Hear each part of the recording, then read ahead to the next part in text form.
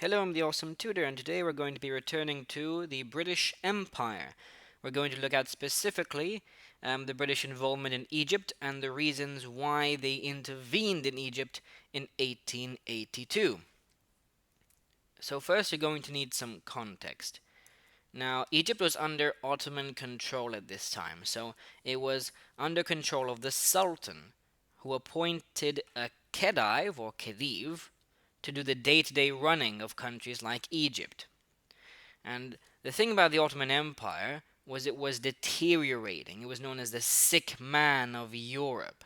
Okay, and what this does is it leaves room for other foreign powers to insert their influence in the area, such as France and Britain.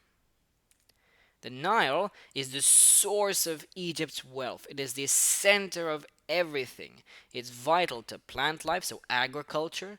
It's vital to trade and business, and it's the center of all the settlements.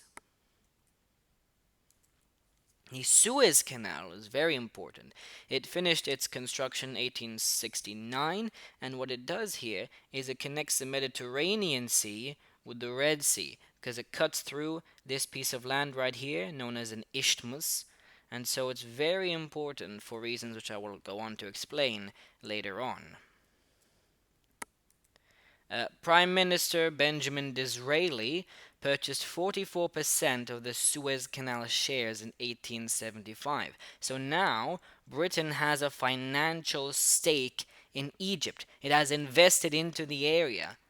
Now, the rest of the shares, the majority are owned by the French. That's also a problem they're going to have to deal with, the opposing French influence in the area. So, strategic reasons. Now, as I told you, the Suez Canal is very important. Prime Minister Disraeli called it the highway to our Indian Empire. Okay, because you see here, it cuts the distance that the British have to go from the UK all the way to India. It cuts that distance, and so it's very important because it makes the route safer, it makes the route shorter and faster. And so the Suez Canal is vital for trade and shipping. Okay? But it's also important for a geopolitical advantage. Remember, the British own almost half of it, so they have an advantage over other foreign powers. Maybe not the French, but the others like Spain. So, if anything threatens that strategic importance, then they would have to intervene to secure their geopolitical influence in the area, because the Suez Canal is very important for that. Okay, it's the route to India, and 80% of passing cargo going through the Suez Canal is on British ships. So already it's very important for trade. Now, the Ottoman Empire, you see, as I told you, it was fading away. So, what that does is it leaves a power vacuum for other powers to fill. Remember, the French also have an influence in the area. Britain only has 44%, okay, of the shares. So, they could intervene in Egypt to counter the French influence and force them out. Financial reasons. This should be interesting. Now, in 1876, Egypt was basically bankrupt, running up debts of almost £100 million. And so, what that does is it makes the area financially unstable. And so, they could default on their loans, they could fail to repay them.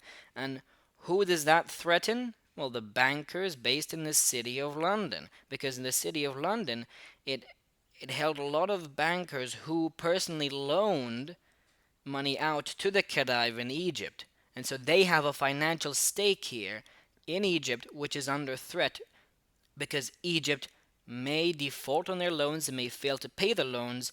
And so this makes these bankers, these bondholders, vulnerable. Now, why is this important specifically to the British government? Well, many MPs themselves had financial stakes in Egypt. The Prime Minister Gladstone himself had 37% of his personal fortune invested in Egyptian loans. That's Gladstone here. So, what we have here is vested interests. Okay, a very important phrase. So, you could say that the intervention was for personal reasons, especially relating to financial gain. Okay? So, are the British worried about geopolitics? Are they worried about strategic influence, the French, the riots, which I'll talk about later?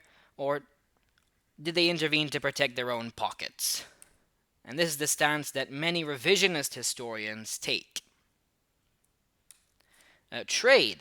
Now, Egypt became increasingly significant in Britain's global economy. Okay, here are some statistics to show that. You only really need one. I like this statistic here. The 5% of total British exports went to Egypt. Okay, so they could intervene to secure that economic relationship. But you could put trade under the strategic factor. Okay? Protection, altruistic reasons. I don't really like this reason because it's not really a real cause of intervention. If it does come up in the exam, it's probably going to come up as the factor in the question, in which case it's going to be really easy to challenge. So let's start. Alexandria, which is the capital city in Egypt at the time, so fifth of the citizens there were European. Okay, so you have some racial tensions here, which escalated into violence on the 11th of June 1882. Okay, so you could have the reason is to protect life, to prevent further European deaths, because 50 Europeans were killed in these riots and 250 Egyptians were killed. Okay, and one Manchester Guardian article at the time said, "The conquests which we make are forced upon us." Really? Really? Is that really the case? Well, let's look at this. When were the riots? They were on the 11th of June, 1882. When did the British set sail with the intention of invasion or intervention? On the 20th of May in that same year, almost a month before the riots.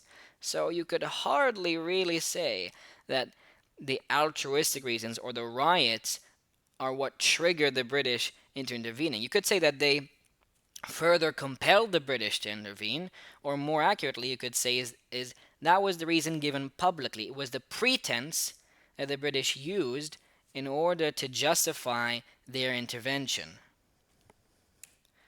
ARABI PASHA nationalism. So this guy, ARABI PASHA, or sometimes spelled the U, ARABI PASHA, was very mad. Why was he mad?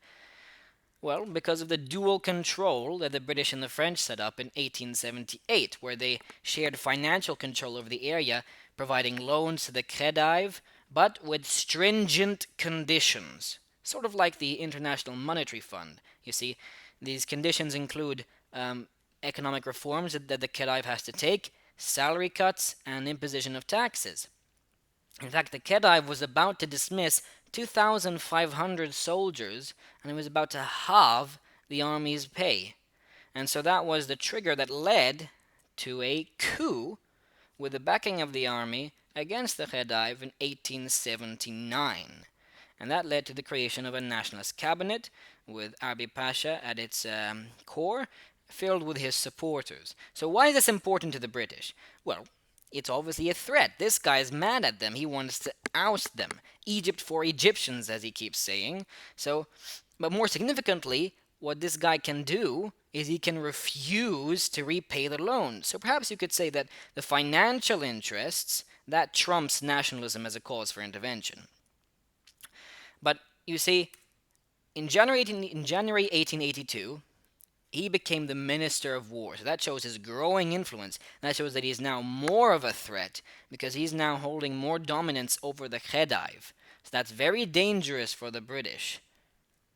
In fact, they issued a note called the Gambetta Note.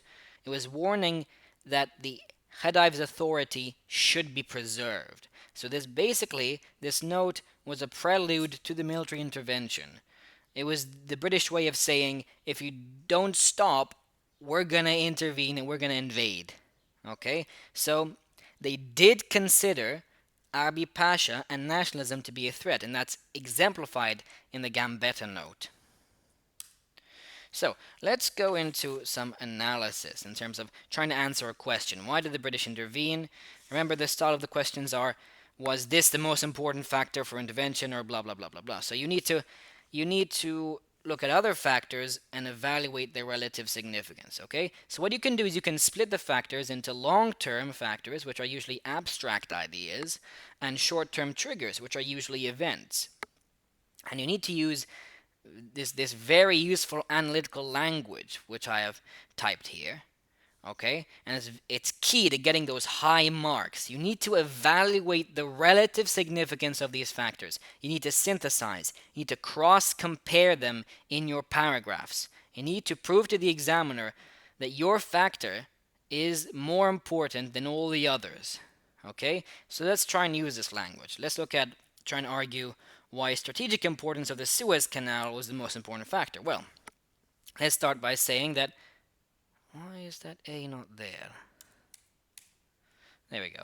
Okay, so we could say that the intervention in Egypt was rooted in the importance of Britain's geopolitical influence and dominance over other foreign powers.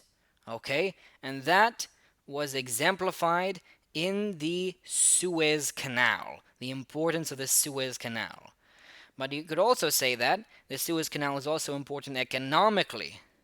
Okay, and so you could use trade as a subsidiary factor, making the strategic importance of the Suez Canal the most important one, whereas trade is more of a subset of the factor. Now, the nationalist threat, it was a threat, but a threat to what? It was a threat to the strategic influence in the area. So nationalism was a trigger, but the strategic importance of the Suez Canal was the basis for the intervention. Nationalism just made it necessary to intervene in Egypt to protect this strategic importance of the Suez Canal.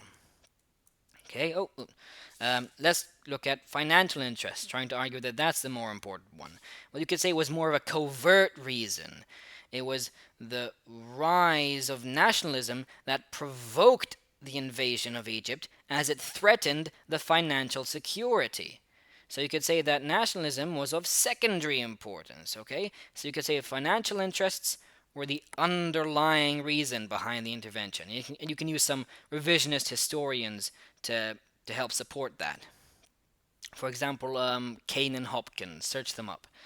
The riots in Alexandria. That's really easy to argue in terms of arguing that it's not really important. I don't know how you're going to argue that it is important. You could say it was more of a symbolic reason than an actual de facto cause. Okay?